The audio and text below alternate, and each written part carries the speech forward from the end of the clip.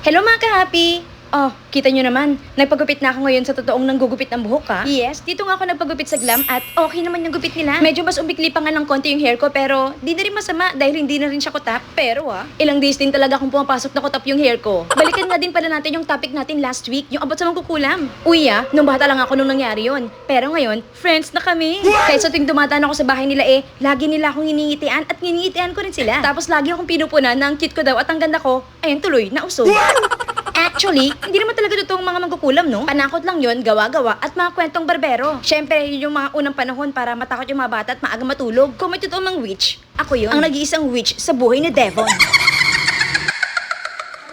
Pero totoo, friends na talaga kami nung sinasabi ko sa inyo nung nakaraan. Uy, nga pala, in fairness, ang mura ng gupitan dito sa Glam. Aba, sa iba kasi 100 pesos. Pero dito sa Glam, 70 pesos lang. Ang mura te, kaya dito na kayo magpagupit. At in fairness maganda rin ang gawa nila dito. Nga pala, bagong lahat, please follow, like, and share my video.